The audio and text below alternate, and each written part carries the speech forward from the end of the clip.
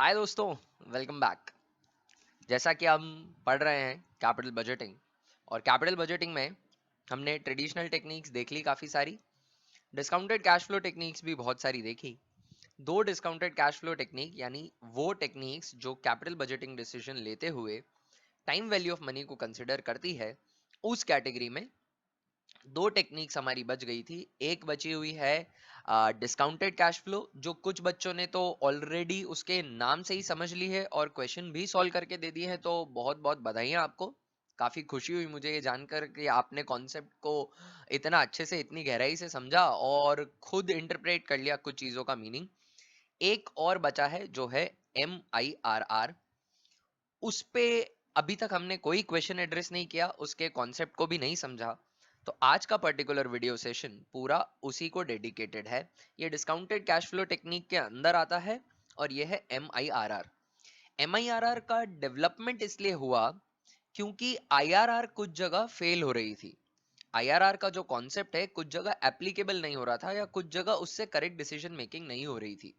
सबसे पहले बात करते हैं कि IRR क्या होती है। जो हमने समझा हुआ है, IRR कंप्यूट भी किया हुआ है।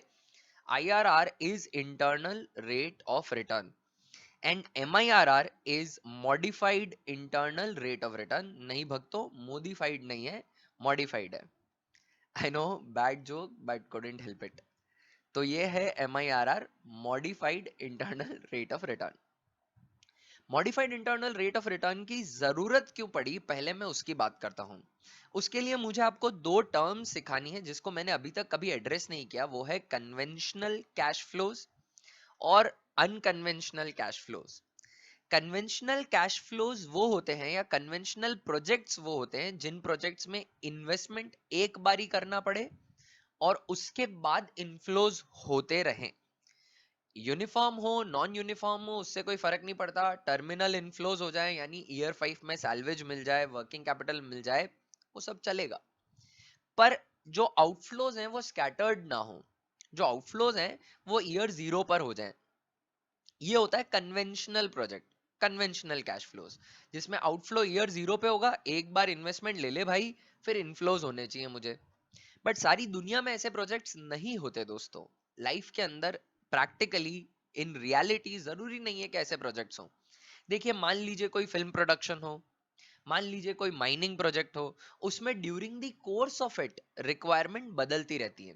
जरूरी नहीं है कि हम इनिशियल स्टेज पे ही बोल दें कि इतना ही इन्वेस्टमेंट होगा। तो उसमें इनफ्लोज भी आते रहते हैं। जैसे फिल्म का म्यूजिक बन गया तो म्यूजिक राइट्स बेच दिए, इनफ्लो आ गया। फिर लगा कि भैया यार एक आइटम गाना डालना चाहिए, तो हमने कोई सेलिब्रिटी उठाई और आइटम नंबर किया, तो उसका एक आउटफ्लो और हो गया। ठीक है ना। फिर लगा कि भैया रिलीज के टाइम पे प्रमोशन और करना चाहिए, तो promotional expense. There are many inflows and outflows involved that are scattered towards the throughout the life of the project. Now, for these unconventional projects, when you compute IRR, you might get more than one IRR। अब decide करके बताओ। IRR की decision making हम ये लेते थे कि हम मानते थे कि IRR वो रेट है जिस पे प्रोजेक्ट अर्न करता है, और हम उसको अपनी कॉस्ट ऑफ कैपिटल से कंपेयर कर लेते थे। अगर IRR कॉस्ट ऑफ कैपिटल से ज्यादा होती थी तो प्रोजेक्ट सेलेक्ट कर लेते थे। अब IRR एक से ज्यादा आ गई, कैसे डिसाइड करोगे? और अनकन्वेंशनल कैश फ्लोज में ऐसा होगा, मैं अभी बताऊंगा आपको एक एग्जांपल लेके। तो जहां पर IRR फेल हो जाती है वहां पर MIRR का हम कॉन्सेप्ट यूज करते हैं। MIRR का कॉन्सेप्ट यूज करते हैं। Modified internal rate of return ही है, बस उसको मॉडिफाई कर दिया है। कैलकुलेशन जो है उसको मॉडिफाई कर दिया है। कब कैलकुलेट करनी है MIRR? जब प्रोजेक्ट्स के कैश फ्लोज अनकन्वेंशनल हो। अनकन्वेंशनल से क्या मीनिंग है मेरा? कि वो यूनिफॉर्म तो है पर इनफ्लोज और आउटफ्लो स्कैटर्ड है। नॉन यूनिफॉर्म भी हो सकते हैं बट इनफ्लोज और आउटफ्लो स्कैटर्ड है through out the life of project. मतलब आपको ईयर 3 में आउटफ्लो होता हुआ मिलेगा, 4 में इनफ्लो मिलेगा, 6 में इनफ्लो मिलेगा, 7 में फिर से आउटफ्लो हो जाएगा। इस तरीके से प्रोजेक्ट चल रहा है, तो आपको MIRR निकालनी चाहिए। देखिए, कब निकालनी है, कैसे निकालनी है, उसका आधा काम तो यहाँ निपट जाता है कि क्वेश्चन वाला बोल देगा कि भैया MIRR निकालो, तो फिर MIRR निकालनी है, सोचना क्या। और क्वेश्चन वाले ने कहा IRR निकालो तो IRR निकाल देना, है ना। तो 99% ऑफ द टाइम आपको क्वेश्चन में बता रखा होगा, तब ये मत देखना कि यहाँ तो IRR से ही काम चल रहा है, MIRR क्यों निकालूं। क्वेश्चन ने बोला है आपको निकाल देने का है। तो इतनी देर तो बात हुई किस बारे में, कि MIRR क्यों निकालनी पड़ती है। वो हमने समझा कि कैश फ्लोज जब अनकन्वेंशनल होंगे तब निकालनी पड़ेगी। कैसे, वो भी अभी एक एग्जांपल से प्रूव करूंगा। कि अनकन्वेंशनल कैश फ्लोज में एक से ज्यादा आईआरआर कैसे आ जाती है, वो अभी मैं बताऊंगा। अब मैं बात करता हूं कि एमआईआरआर निकाले कैसे, आखिर एमआईआरआर कैसे निकाले। सिंपल सा प्रोसेस है, ज्यादा कॉम्प्लिकेटेड नहीं है। देखिए 3 स्टेप का प्रोसेस है, किस तरीके से आपको modified internal rate of return calculate करनी है। सबसे पहले आपको सारे कैश फ्लोज को लिख देना है। आपको इन कैश फ्लोज की फ्यूचर वैल्यू निकालनी है। अभी तक हम निकाल रहे थे प्रेजेंट वैल्यू, अब आप निकालेंगे कैश फ्लोज की फ्यूचर वैल्यू। कैसे निकालेंगे फ्यूचर वैल्यू, पहले समझो कि फ्यूचर वैल्यू का मीनिंग क्या होता है। उससे पहले सुनो वापस कि प्रेजेंट वैल्यू का मीनिंग क्या होता है। प्रेजेंट वैल्यू में ढंग ढंग से सुनना, देखो कॉन्सेप्ट ध्यान है तो मजा आ जाएगा अभी, है ना, एकदम क्लिक होगा कि सर क्या कहना चाह रहे हो ना। बिना प्रैक्टिकल एग्जांपल देखे आपकी बात डिलीवर हो गई, मुझे समझ में आ गया। मैं अभी कैलकुलेट करके देता हूं आपको फ्यूचर वैल्यू। अगर कैश फ्लो ईयर 1 पे होता था तो प्रेजेंट वैल्यू में मैं क्या निकालता था कि क्या पैसा आज इन्वेस्ट करूं कि 1 साल बाद वो अमाउंट बन जाए जो ईयर 1 पे आ रहा है। अगर कैश फ्लो ईयर सेकंड पे होता था तो प्रेजेंट वैल्यू का मीनिंग क्या होता था कि जीरो पे क्या इन्वेस्ट करूं कि ईयर 1 का इंटरेस्ट मिले, फिर वो इंटरेस्ट जुड़ के जो अमाउंट है उस पे ईयर 2 का इंटरेस्ट मिले, और वो 2 के एंड में वो सम बन जाए जो ईयर 2 में हो रहा है। वो प्रेजेंट वैल्यू होती थी। प्रेजेंट वैल्यू का मीनिंग है कि आज जैसे 1 साल बाद अगर मुझे 1 लाख मिल रहा है तो प्रेजेंट वैल्यू का मीनिंग होता था कि आज क्या इन्वेस्ट करूं एक पर्टिकुलर रेट पर, 10%, 12%, 15% जो भी डिस्काउंटिंग रेट होती थी, कि आज क्या इन्वेस्ट करूं 10% पर कि 1 साल बाद इंटरेस्ट जुड़ के वो 1 लाख बन जाए। ये प्रेजेंट वैल्यू का मीनिंग होता था। मान लो 2 साल बाद मुझे 50,000 मिल रहे हैं, तो मैं प्रेजेंट वैल्यू कैसे निकालता था 2 लाख की, मैं मानता था कि आज क्या इन्वेस्ट करूं कि 10% जुड़कर 2 साल बाद वो पैसा 50,000 बन जाए। ये प्रेजेंट वैल्यू थी। अब सुनना फ्यूचर वैल्यू का क्या मीनिंग है, बहुत सिंपल मीनिंग है फ्यूचर वैल्यू का। फ्यूचर वैल्यू क्या है कि पूरे प्रोजेक्ट की लाइफ कितनी है भाई साहब, कि भाई साहब 5 साल है। पूरे प्रोजेक्ट की लाइफ है 5 साल।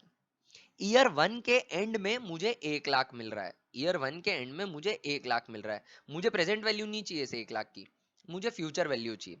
तो इसको किस पर्सपेक्टिव से देखा जाएगा कि भाई ईयर 1 के एंड में तुझे 1 लाख मिलेगा, यानी अब 5 years is the project life, है ना। ईयर 1 के एंड में तुझे 1 लाख रुपए मिल गया, तो इस 1 लाख रुपए को तू अब इन्वेस्ट कर सकता है।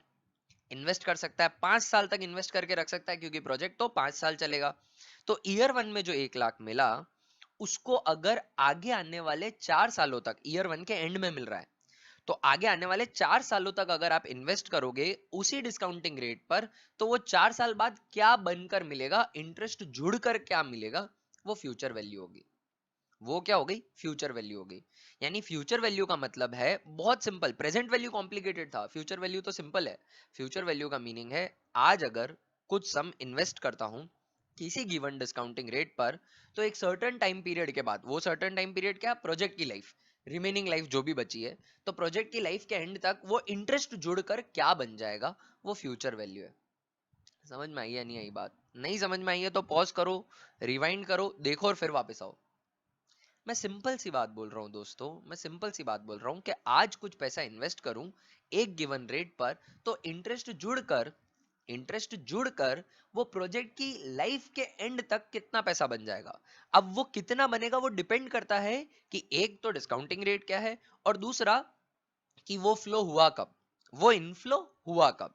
बात समझ में आ रही है क्या? अगर देखो ईयर 3 में हुआ और 5 साल का प्रोजेक्ट है, तो 4 और 5 2 साल का ही आपको इंटरेस्ट मिलेगा, और ईयर 1 में हो गया तो 4 साल का मिलेगा।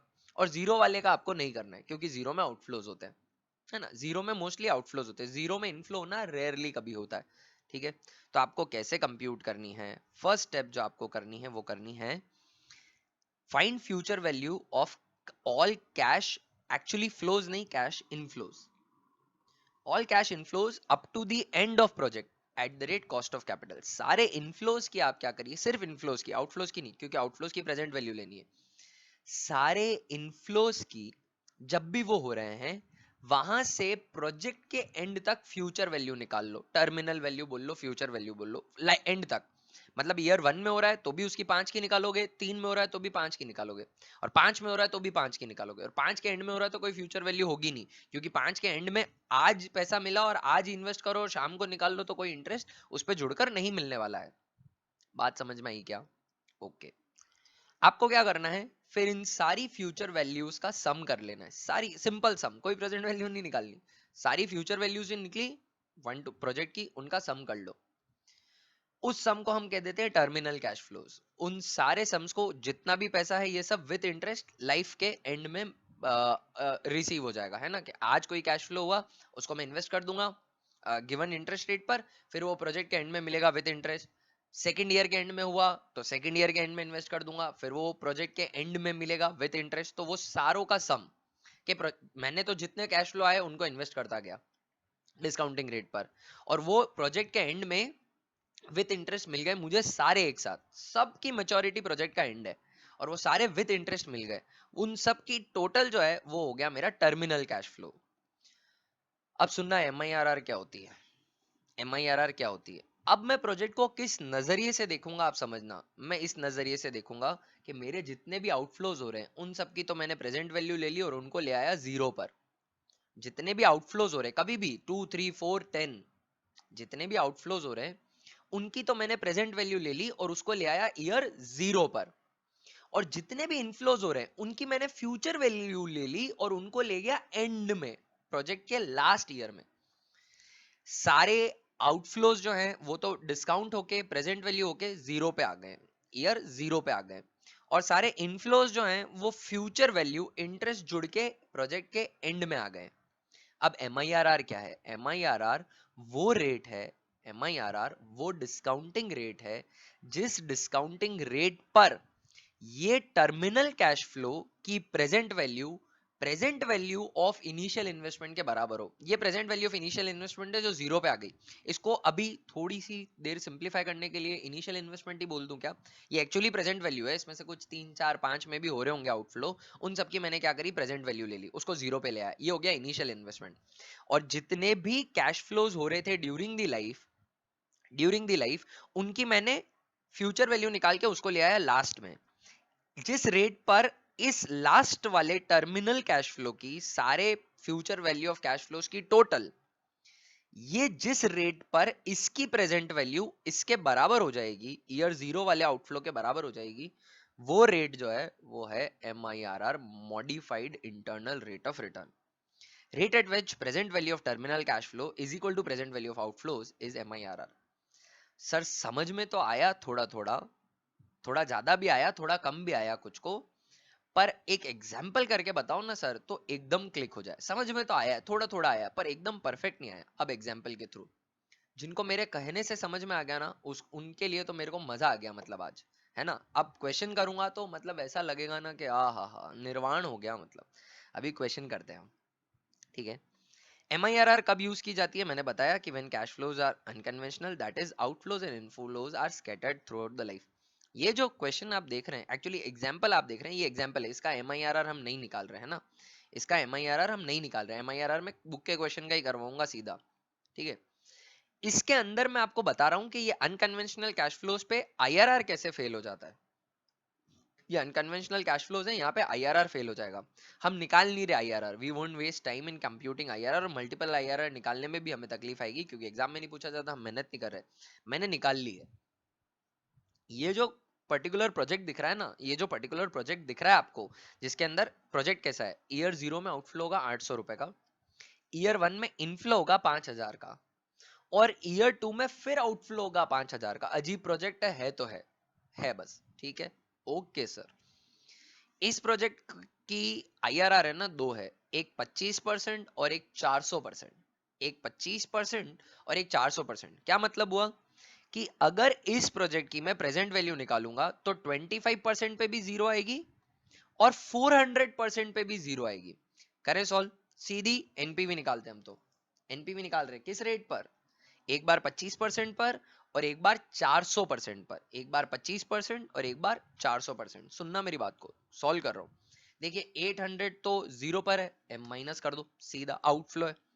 फिर 5000 डिवाइडेड बाय 1.25, डिवाइडेड बाय 1.25 कौन से ईयर पे है, कौन से ईयर पे, वन पे, एक बार इक्वल टू दबाओ, m प्लस कर दो, फिर कैलकुलेटर पे टाइप करो 5000। सेकेंड ईयर पे दो बार इक्वल टू दबाओ, दो बार इक्वल टू दबाओ, पर कैलकुलेटर पे करना m माइनस, क्योंकि ये आउटफ्लो है, एम माइनस किया, एमआरसी दबाओ, जीरो आ रहा होगा कैलकुलेटर पे, एमआरसी दबाओ जीरो आ रहा होगा, एनपीवी 25% पे जीरो आ रही है, प्रूव कर दिया अपन ने। तो 25% पे एनपीवी जीरो आ रही है, अब 400% पे निकालते हैं। अब किस पे निकालते हैं? 400% पे। सुनना मेरी बात, कंफ्यूजन हो सकता है, मैं स्टूडेंट था तब मुझे भी होता था, कंफ्यूजन हो सकता है। क्या कंफ्यूजन हो सकता है, क्या गलती हो सकती है, आप समझना। 25% 1.25 आखिर बनता कैसे? सुनना, 25 परसेंटेज है तो इसको डिवाइड करोगे 100 से, फिर प्लस वन करोगे तो 1.25 आया। अब 400 परसेंटेज है तो 400 को डिवाइड करोगे 100 से तो 4 आया, और इसमें प्लस वन करोगे तो ये 5 हो गया। यानी आपको 5 से डिवाइड करना है प्रेजेंट वैल्यू निकालने के लिए। 25% पे प्रेजेंट वैल्यू निकालनी थी तो 1.25 से डिवाइड किया था, और 400% पे प्रेजेंट वैल्यू निकालनी है तो 1.5 से करोगे तो 50% आएगा, 1.5 से करोगे तो 50% आएगा, 1.4 से करोगे तो 40% पे डिस्काउंटिंग होगी। 40 पे नहीं करनी है, 400% पे करनी है, तो आपको 5 से डिवाइड करना है कैश फ्लोज को। किससे करना है? 5 से डिवाइड करना है। तो देखिए पहला कैश फ्लो 800, पहला कैश फ्लो 800, सीधा m माइनस कर दो, फिर 5000 divided by nothing, 1 point nothing, सीधा 5, 1.5 is 50%, 1.4 is 40%, divided by 5 is actually 400%। तो इसको डिवाइड करेंगे किससे? डिवाइड करेंगे किससे? 5 से। समझ में आया ना? 400 डिवाइडेड बाय 100, 4 प्लस वन तो 5 बना, 5000 डिवाइडेड बाय 5, और एक बार इक्वल टू दबा देंगे, ये प्रेजेंट वैल्यू आ गई 5000 की। अगर 5000, अगर मैं ईयर जीरो पर क्या इन्वेस्ट करूं, 400% ब्याज मिल रहा है, तो 1000 रुपए अगर आप इन्वेस्ट करोगे तो 400% ब्याज मिलेगा, यानी 4000 जुड़ के वो 5000 बन जाएगा। इसको एम प्लस कर दो। अब कैलकुलेटर पे क्या करना है आपको? 5000 की टाइप करनी है, और दो बार इक्वल टू दबाना है, दो बार इक्वल टू, 1 एंड 2, दो बार इक्वल टू दबाया, और इसको m माइनस करना है, इसको m माइनस करना है। आप एमआरसी दबाइएगा, आपके कैलकुलेटर पे जीरो आ रहा होगा।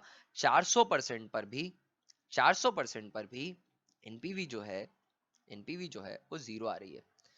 तो जब अनकन्वेंशनल कैश फ्लोज होते हैं तो दो आईआरआर हो सकती है। आईआरआर की डेफिनेशन क्या है? आईआरआर वो रेट है जिसपे present value of cash flows, IRR वो रेट है जिसपे एनपीवी जीरो आती है, तो एक होनी चाहिए। अनकन्वेंशनल कैश फ्लोज में दो आ गई, तो ये मुद्दा फेल हो जाएगा। ठीक है, इसका एमआईआरआर निकालने की अगर आपको इच्छा हो तो एक बार जब मैं वो अभी क्वेश्चन करवा लूं उसके बाद आप इसका भी एमआईआरआर निकालना। पर अभी मैं क्या कर रहा हूँ, एक क्वेश्चन मैं करवा रहा हूँ आपको जिसमें मैं एमआईआरआर निकालूंगा, पूरा फंडा एक्सप्लेन करते हुए एमआईआरआर का है क्या। फिर उसके अंदर एक और चीज की जरूरत पड़ेगी जो यहाँ नीचे लिखा हुआ है अभी, कैलकुलेशन ऑफ nth रूट। जब जरूरत पड़ेगी तभी बात करूंगा, अभी इस पे ध्यान मत दो। अभी हम क्या कर रहे हैं? अभी हम एमआईआरआर निकाल रहे हैं। एमआईआरआर क्या होती है? एमआईआरआर वो रेट होती है जिसपे future value of all cash inflows is equal to present value of all cash outflows। ये एमआईआरआर होती है, modified internal rate of return. Concept इतना समझ में आया क्या? चलो क्वेश्चन करते हैं, क्वेश्चन के बाद समझ में आ जाएगा।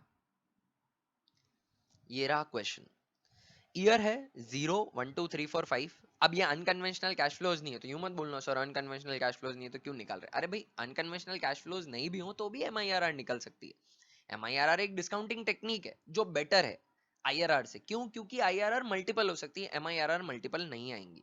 ओके, कैश फ्लोज दे रखे हैं, ईयर 0 1 2 3 4 5, 5 तक के कैश फ्लोज दे रखे हैं, जीरो पे आउटफ्लो हो रहा है, कॉस्ट ऑफ कैपिटल 10% है। ये एक्चुअली क्या है, जो आपका इलस्ट्रेशन नंबर 2 है उसी को सिंप्लीफाई किया है। सर कैसे सिंप्लीफाई किया है? उसके अंदर प्रॉफिट्स दे रखे थे, कैश फ्लो बनाए थे, तो कैश फ्लो बनाना अब हमें आता है, और 10-15 मिनट वापस उस क्वेश्चन के कैश फ्लोज बनाओ जिसके 10 बार पहले बना चुके हैं, पेबैक में भी बनाया, पीआई में भी बनाया, एनपीवी में भी बनाया, तो उसको मैं जाने दे रहा हूँ।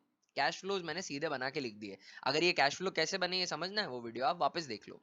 तो ये कैश फ्लोज बन चुके हैं, 1 से लेकर 5 तक कैश फ्लोज दे रखे हैं सीधे, ये कैश इनफ्लोज हैं, जीरो पे आउटफ्लो है। मुझे क्या निकालनी है? मुझे निकालनी है इस particular, this is illustration number 2, I am calculating the MIRR of this particular project. What is MIRR?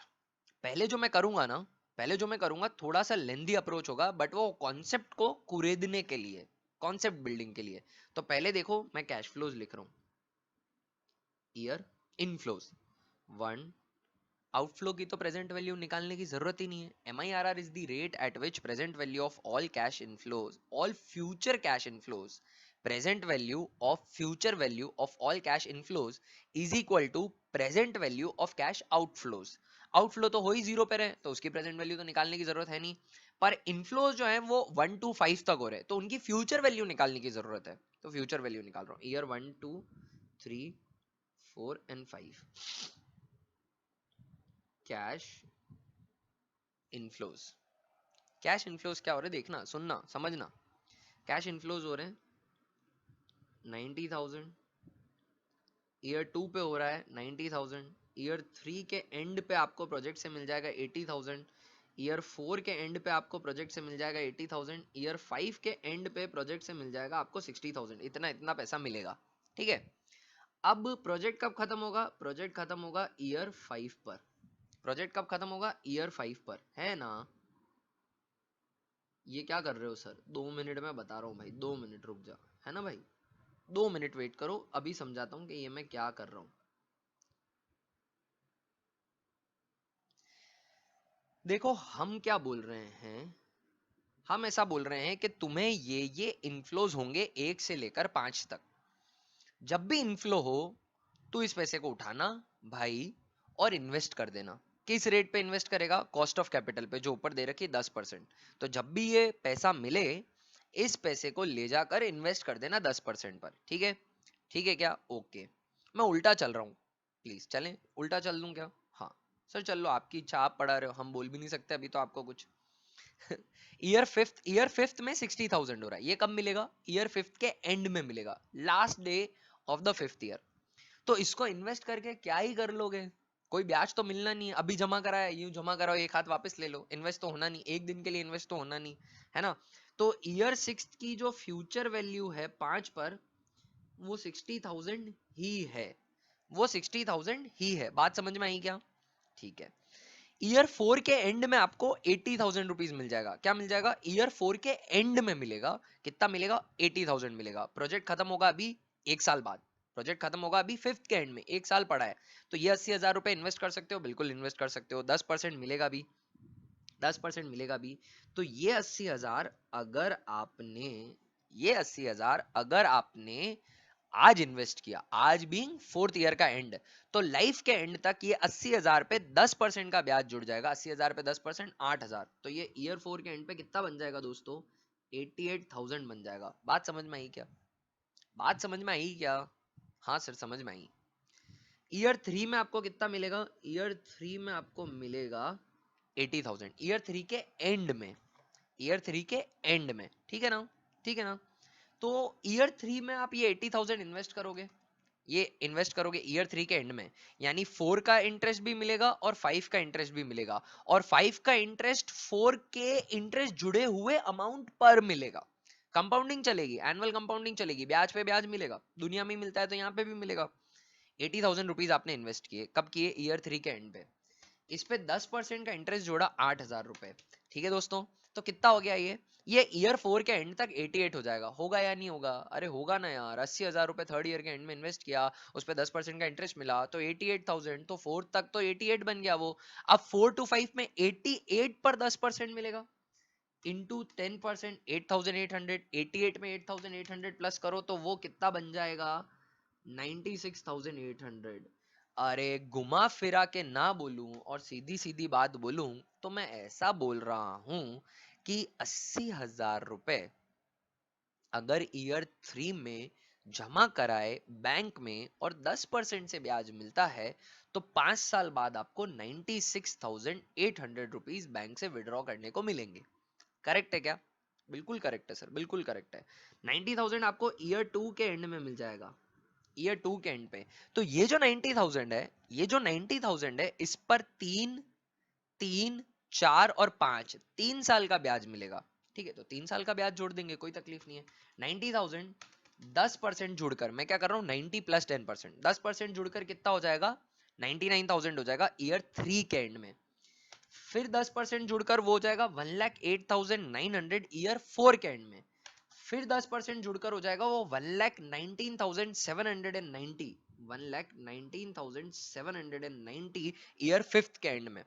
90,000 2 से 5 तक कितना हुआ? 2 से 5 तक हुआ 1,19,790, और 1 से 5 तक क्या होगा? इसमें 10% और जोड़ दो, 1,00,000 1,31,769। सर ये लास्ट वाला समझ में नहीं आया, क्या किया, फलांग क्यों मारी? कुछ नहीं किया दोस्त।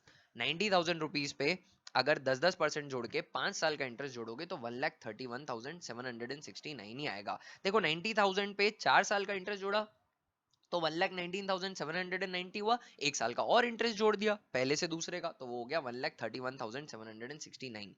ये future value of all cash inflows है।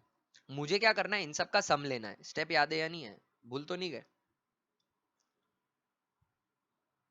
स्टेप क्या थी? स्टेप ये थी कि take sum of all terminal cash flows. यही करना है, पहले निकालनी है find future value of all cash inflows up to the end of the project at the rate cost of capital. Future values निकाल दी। अब उनका क्या करना है, सारे टर्मिनल कैश, सारों का सम लेना है और वो कहलाएगा टर्मिनल कैश फ्लो। तो सारों का सम ले लेते हैं, इन सबका टोटल करना है, इन सबका।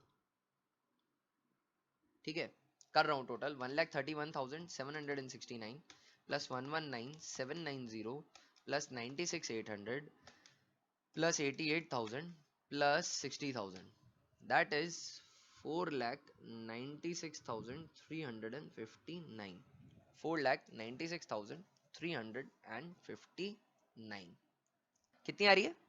4,96,359। This is terminal cash flow. ये सारे इनफ्लोस ब्याज जुड़ के, ये जब भी हो रहे हैं मैं तो बैंक में जमा करा रहा हूँ और इस पे इंटरेस्ट कमा रहा हूँ। मुझे जो एक्चुअल हाथ में इनफ्लो होगा वो कब होगा? फिफ्थ में होगा। और सारे इनफ्लोस का ब्याज जुड़ जुड़ा के मुझे ईयर फिफ्थ में मिलेगा 4,96,359। सर हमें आपके बारे में एक बात तो पता है कि आप पहले ना बहुत लंबी कहानी बताते हो। आपने प्रेजेंट वैल्यू में भी यही किया था, आधे घंटे तक समझा रहे थे कि वो 1.1 क्या होता है और फिर बाद में आपने कैलकुलेटर में एक फलांग बताई थी, है ना? तो यहां पर भी अब ये तो था कॉन्सेप्ट कि क्या हो रहा है। अब कैलकुलेटर पे इसे फास्ट कैसे कैलकुलेट किया जाएगा, कैलकुलेटर पे इसे क्विकली कैसे कैलकुलेट किया जाएगा? ऐसे कैलकुलेट किया जाएगा, देखो बेटा, ईयर 1, 2, 3, 4 एंड 5 कैश इनफ्लोज जो भी हो रहे वो लिख दो आप। 90 90 80 80 60, 90,000 90,000 80,000 80,000 एंड 60,000। ठीक है, अब क्या निकलेगी? Future value of cash inflows. क्या निकाल रहा हूँ? Future value of cash inflows. कोई फ्यूचर वैल्यू फैक्टर वगैरह की बात नहीं कर रहा, लिख के बताना ही नहीं है, कैलकुलेटर पे काम चलाना है। जो बोल रहा हूँ कैलकुलेटर पे वही करना है। क्या करना है? रेट क्या है? रेट क्या है? 10%। तो 10 क्या हो गया? 1.1। 10 क्या हो गया? 1.1। आपको क्या करना है? 1.1 इंटू 90,000। 90,000 इंटू 1.1 करोगे तो एरर दे देगा कैलकुलेटर, क्योंकि उसके औकात के बाहर हो जाती है कैलकुलेशन। उतनी डिजिट्स नहीं आती कैलकुलेटर में, है ना? साइंटिफिक कैलकुलेटर अपने को अलाउड नहीं है। तो आपको करना क्या है, मैं जो बोल रहा हूँ, 90,000 इंटू 1.1 नहीं करना है, 1.1 इंटू 90,000 किया, इक्वल टू दबाओ। इक्वल टू दबाओ। अब क्या करना है? एक बार इक्वल टू दबाया, जितने भी साल का जोड़ना है ना उतनी बार इक्वल टू दबा दो, जितने भी साल का। तो कितने साल का जोड़ना है? ये ईयर 1 के एंड पे हो रहा है, तो 4 बार इक्वल टू दबाना है। एक बार दबा दिया, 2 3 4, 1,31,769 कैलकुलेटर शो कर रहा होगा। 1,71,769 कैलकुलेटर शो कर रहा होगा। नहीं कर रहा है तो फिर से सुनो, क्या करना है? 1.1 इंटू 90,000 करना है। 1 के एंड में हो रहा है, कितने साल आगे सरकारना है इसको? 4 साल। तो 4 बार इक्वल टू दबा देना, 1 2 3 4, तो ये आ गया 1,31,769। ठीक है, अब 90,000 सेकेंड ईयर पे 90,000 है, 1.1 इंटू 90,000, इसको 3 साल आगे सरकाना है। सेकंड के एंड पे तो हो रहा है, 3 4 और 5 का इंटरेस्ट जुड़ेगा इस पे, तो 3 बार इक्वल टू दबा दो। इनटू इक्वल टू नहीं, 3 बार इक्वल टू दबा दो, 1 2 3, तो 1,19,000 1,19,790 आ गया। ये देखो ऊपर 1,19,790 ऊपर भी आ रहा है। अब 80,000 80,000 वापस 1.1 इंटू 80,000। ठीक है, तो 2 बार सरकाओगे तो 4 पे आ जाएगा, 3 बार सरकाओगे तो 3 पे आ जाएगा। तो एक बार 2 बार इक्वल टू दबा के मैं 4 वाला लिख रहा हूँ, फिर 3 बार इक्वल टू दबा के 3 के नीचे लिख दूंगा, क्योंकि 4 पे भी 80 है। तो 2 बार इक्वल टू दबाया तो 96,800, ये तो फोर्थ का आ गया, देखो ऊपर जाके 96,800 ये है ना। और एक और बार इक्वल टू दबाओगे तो 3 का आ जाएगा, 1,06,480। बस कुछ नहीं, एक फलांग मारी है स्टेप में ताकि काम जल्दी हो जाए। और लास्ट वाला 60,000 है, लास्ट वाला 60,000, इसको आगे सरकाने के लिए साल है नहीं, तो इसका 60 है तो 60 लिख दो। अरे 60 तो मिलेगा ना, ब्याज नहीं मिलेगा बट मूल तो मिलेगा, वो 5th ईयर के एंड में मिल ही रहा है ना, तो 60 मिल जाएगा। इन सब का सम लेना है, इन सब का सम पहले ही किया हुआ है अपन ने, 4,96,359। Modified internal rate of return के अंदर हमें क्या करना होता है कि सारे कैश इनफ्लोज की फ्यूचर वैल्यू लेनी पड़ती है eight the rate cost of capital. कब तक फ्यूचर वैल्यू लेनी है सर? प्रोजेक्ट के एंड तक। वो मैंने ले ली, उन सब का सम करना है, वो सम कहलाएगा टर्मिनल कैश फ्लो, वो सम कहलाएगा terminal cash flow. What is modified internal rate of return? Modified internal rate of return is that rate of return eight which terminal cash flows present value is equal to present value of cash outflow. Present value of terminal cash flow should be equal to present value of cash outflows. ये inflows है, present value of terminal cash inflow is equal to present value of cash outflows. Present value of cash outflow का scene ऐसा है कि यहाँ पे present value निकालने की जरूरत है ही नहीं। आउटफ्लो जो है वो 2 लाख रुपए का है, तो सलंग 2 लाख रुपए यहाँ लिख दो, ये 2 लाख रुपए तो लिख दिए। अब मुझे निकालनी है प्रेजेंट वैल्यू ऑफ क्या? Terminal cash flow. Terminal cash flow है 4,96,359, 4,96,359। ठीक है, सुन रहे हो मेरी बात? बिल्कुल सुन रहे हैं सर, हेडफोन लगाकर। प्रेजेंट वैल्यू ऑफ 4,96,359 करनी है। जिस रेट पर 4,96,359 की प्रेजेंट वैल्यू 2 लाख आएगी, वो रेट MIRR है। अब वो रेट निकालनी है, वो रेट नहीं पता है, वो रेट तो आंसर है, वो रेट MIRR है। ठीक है, तो सुनना क्या करूंगा मैं, मेरी बात सुनते जाना, मेरी बात सुनते जाना आप। मतलब 4,96,359 को इंटू करना है किसी पीवी फैक्टर से, किसी एक पीवी फैक्टर से, at the rate some rate जो X% मान लो, है ना। और लाइफ क्या है? लाइफ तो पता है कौन से ईयर की करनी है, 5th ईयर की करनी है, क्योंकि ये terminal cash flow 5th year का है। मैं बात थोड़ी सी भारी कर रहा हूं, पर वो भारी नहीं होगी अगर पहले वाली क्वेश्चन की प्रैक्टिस एकदम अभी तक कंसिस्टेंट करते आ रहे हो ना मेरे साथ काम, तो ज्यादा भारी नहीं लगेगा। देखो 4,96,359 की प्रेजेंट वैल्यू 2 लाख होनी चाहिए किसी रेट पर। वो किसी रेट मेरी MIRR है, वो मुझे पता नहीं, तो वो रेट मैंने X% मान लिया। उस X% रेट का 5th ईयर का पीवी फैक्टर अगर 4,96,359 से मल्टीप्लाई करूं तो 2 लाख आना चाहिए। यही करते हैं ना, प्रेजेंट वैल्यू फैक्टर लेते हैं हम, कैलकुलेटर पे कर लेते हैं सीधा, but PV fact 5th year के पीवी फैक्टर से मल्टीप्लाई करूंगा। मतलब अगर मान लो 10% है तो 1 divided by 1.10 is equal to 5 बार जो अमाउंट आएगा डेसिमल में, उसको 4,96,359 से मल्टीप्लाई करूं तो 2 लाख आना चाहिए। वो पीवी फैक्टर मुझे पता करना है कि किस रेट पर वो पीवी फैक्टर बनता है। तो मैं क्या कर रहा हूँ, इसको सिंप्लीफाई कर रहा हूँ। 4,96,359 into some PV factor is equal to 2 lakh. ठीक है ना, तो वो पीवी फैक्टर में निकाल सकता हूँ क्या? हाँ सर, पीवी फैक्टर तो आप निकाल सकते हो। PV factor is equal to 2 lakh divided by 4,96,359। 2 lakh divided by 4,96,359, 2 lakh divided by 496,359, that is equal to 0.402934, 0.402934। ये क्या है? ये वो जो भी रेट होगी उस रेट का 5वें साल का प्रेजेंट वैल्यू फैक्टर ये होगा, उस रेट का 5वें साल का प्रेजेंट वैल्यू फैक्टर ये होगा।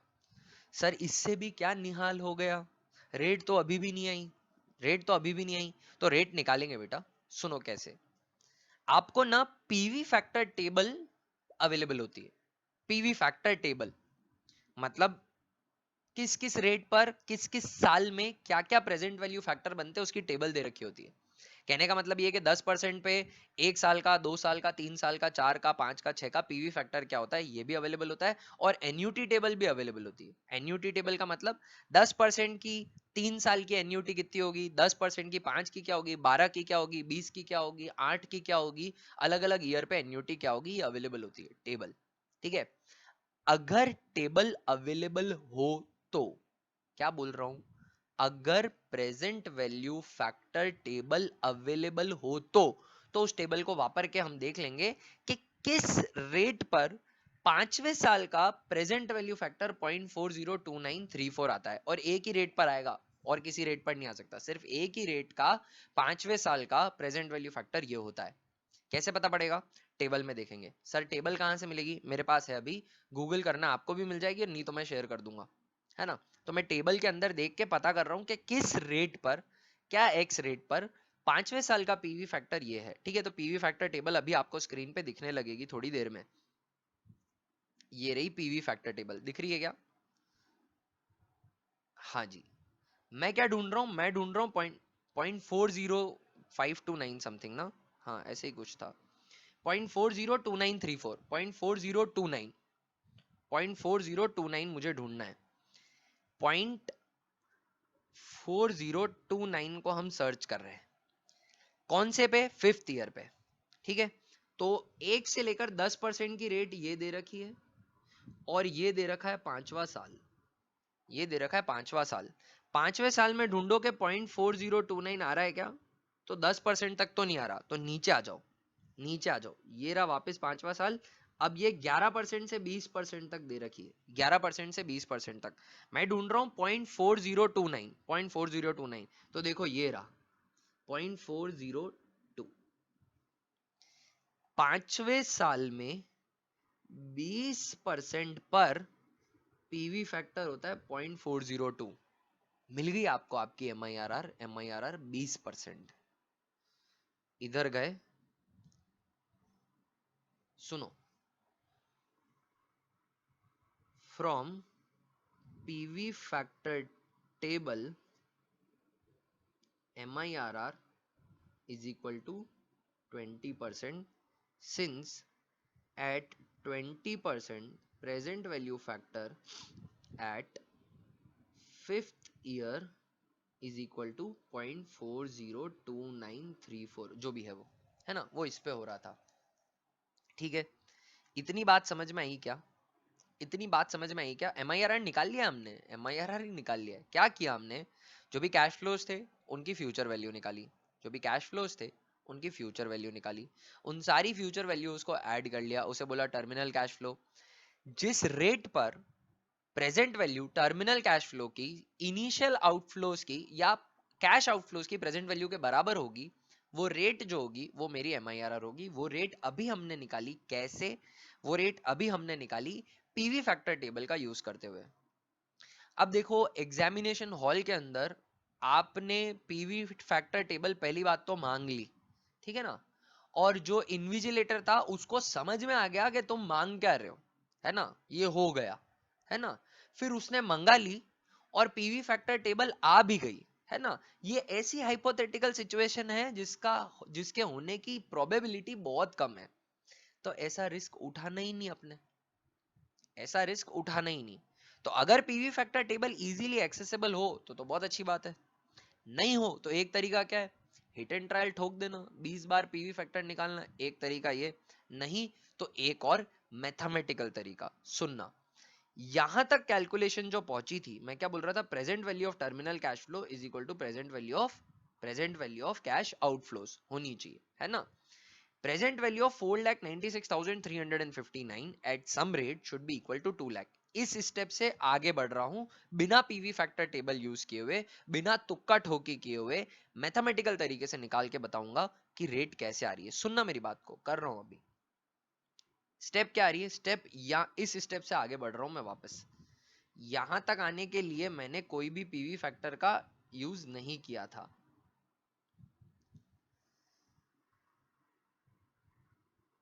और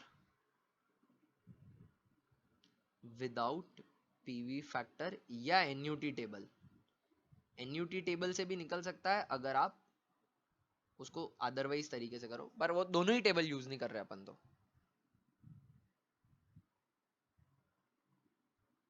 this is the step where we are at. Alright guys, इसको मैं अब कैसे लिख रहा हूं? प्रेजेंट वैल्यू 4,96,359, इसको मैं ऐसे लिख रहा हूं 4,96,359 इंटू 1 बाय, यानी डिवाइडेड बाय 1 प्लस आर यानी 1 point something raise to the power 5, यही करते हैं अपन कैलकुलेटर पे, 1 divided by 1.1 is equal to 5 बार, यही करते हैं ना। तो मैंने ये जो पीवी फैक्टर है उसको इस फॉर्म में लिखा है, 1 divided by 1 plus R raise to the power 5 should be equal to 2 lakh. बात हजम हुई क्या? करेक्ट है क्या?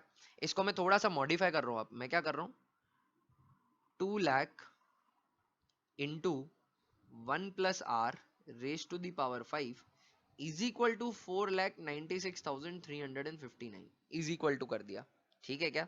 अब इसको एक स्टेप आगे ले रहा हूं, 1 plus R raise to the power 5 is equal to 4,96,359, 4,96,359 divided by 2 lakh, divided by 2 lakh. आगे बढ़ते हैं, तो ये आ जाएगा 1 plus R raise to the power 5 is equal to, ये कैलकुलेट करके बताओ, 4,96,359 डिवाइडेड बाय 2 लाख, ये आ रहा है 2.481795, 2.481795 ये आ रहा है अभी, ये ना इसको इधर घुमाया तो इसका कैलकुलेशन ये आ रहा है। अब इधर है रेज टू दी पावर 5 और इधर कुछ भी नहीं है, तो मैं क्या कर रहा हूं, मैं अब mathematically taking fifth root on both side, fifth root on both side. Sir ये क्या कर रहे हो बेटा, मैथ्स की क्लास में अपन करते थे ना, square root on both sides, एक तरफ स्क्वायर होता था दूसरी तरफ नहीं होता था, स्क्वायर रूट लेते थे तो वो स्क्वायर हट जाए ऊपर से, है ना, वही कर रहा हूँ यहाँ पे, बट यहाँ पे फिफ्थ की पावर है तो फिफ्थ रूट ले रहा हूँ ऑन बोथ साइड्स। तो ये तो हो जाएगा 1 plus R is equal to 2.481795 whole raise to the power 1/5, इसको फिफ्थ रूट भी बोलते हैं, whole raise to the power 1/5। ठीक है, अब मुझे क्या करना है, अगर मैं इस 2.481795 का अगर फिफ्थ रूट निकाल लूं तो आंसर आ जाएगा, फिर तो बस 1 माइनस करना रहा, रेट बन जाएगी, है ना। तो r इज इक्वल टू, अब फिफ्थ रूट निकालना है। फिफ्थ रूट यहां पे इसलिए आया क्योंकि प्रोजेक्ट की लाइफ 5 साल थी, अगर प्रोजेक्ट की लाइफ 6 साल होती, 7 साल होती, 8 साल होती, 10 साल होती तो वो रूट आ जाता, है ना, तो वो रूट आ जाता, मतलब 8th रूट आ सकता था, 9th रूट आ सकता था। तो अब मैं आपको इस इस मशीन पर, कैलकुलेटर, कितनी प्यारी चीज है ये, इस कैलकुलेटर पर nth रूट निकालने का तरीका बता रहा हूँ। nth रूट, nth मतलब कोई सा भी हो, 12th हो, 13th हो, 14th हो, वो निकालने का तरीका बता रहा हूँ कैलकुलेटर पर। क्या करना है आपको स्क्रीन पे दिखेगा, किसका रूट निकालना है, रूट निकालना है 2 पॉइंट, इसको कॉपी कर लेते हैं, 2.481795, ठीक है ना, I am very bad with figures, मैं अभी स्लाइड बदलूंगा भूल जाऊंगा ये फिगर, है ना, 2.481795 का मुझे फिफ्थ रूट निकालना है। इसकी मैंने प्रोसेस लिखी हुई है MIRR के साथ ओरिजिनल शीट पर, तो उस शीट पर वापस चल रहे हैं। ये रहा तरीका nth रूट निकालने का वाया कैलकुलेटर। किसका nth रूट निकालना है भैया, इसका निकालना है 2.481795। सुनना मेरी बात को, जो बोल रहा हूं कैलकुलेटर पे सिर्फ उतना करना है, उसके अलावा कोई और बटन नहीं दबाना।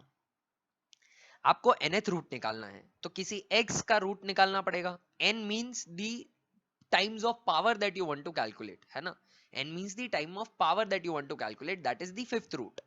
x is the figure for which you are calculating the root.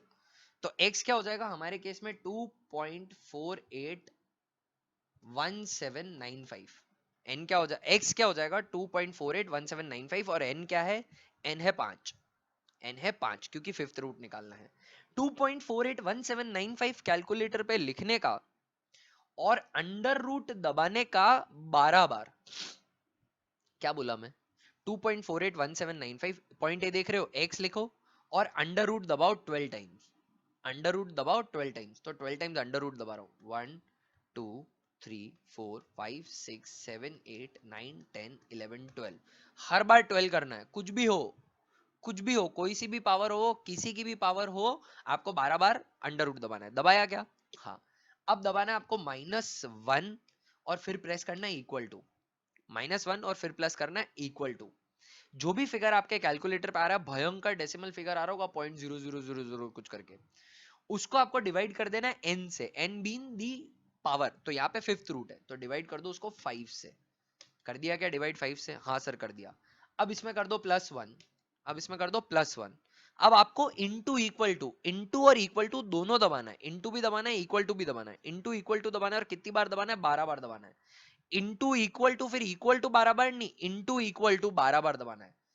1 2 3 4 5 6 7 8 9 10 11 12 12 बार आप दबाओ तो आपको आंसर कैलकुलेटर पे मिल रहा होगा 1.1938 करके कुछ।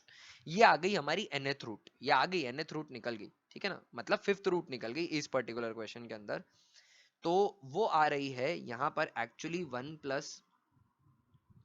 Plus R is equal to आ रहा है 1.19938, ठीक है ना। तो r क्या हो जाएगा? r हो जाएगा, इसमें से 1 माइनस करना है, 1 माइनस करना है, और क्योंकि ये डेसिमल में है तो आप इंटू 100 कर दीजिए तो रेट बन जाएगी। तो r is equal to 19.938 which is approximately equal to 20%, which is approximately equal to 20%। तो कोई पीवी फैक्टर टेबल का सहारा नहीं लिया, nth रूट निकाला कैलकुलेटर से। ये ले जाना अलाउड है, कोई साइंटिफिक कैलकुलेटर नहीं था, नॉर्मल कैलकुलेटर है, नॉर्मल कैलकुलेटर से मैंने nth रूट निकाली है, सॉल्व हो गया क्वेश्चन। ये था कॉन्सेप्ट MIRR का। आपको अब प्रैक्टिस कैसे करनी है MIRR की? जिन भी क्वेश्चंस को मैंने पहले आपको होमवर्क असाइनमेंट की तरह दिया था, जिनके अंदर जिन भी क्वेश्चंस को मैंने होमवर्क असाइनमेंट्स की तरह पहले दिया है, जिनके अंदर IRR निकालनी थी सिंपल कैश फ्लोज पे, उस पे आप MIRR की भी प्रैक्टिस कर लेना, उन पे आप MIRR की भी प्रैक्टिस कर लेना। ये था कॉन्सेप्ट MIRR से रिलेटेड कोई भी डाउट वगैरह है, you know how to reach out to me, और किसी में भी डाउट है, you know how to reach out to me. MIRR की आप प्रैक्टिस करिएगा। अगली क्लास में मिलते हैं डिस्काउंटेड कैश फ्लो और बचे हुए क्वेश्चन निपटाने के लिए, फिर ये हमारा चैप्टर खत्म हो जाएगा। तो अगली क्लास तक के लिए बाय दोस्तों। आज का दिन ना आपका जबरदस्त बेहतर होगा। Bye for now.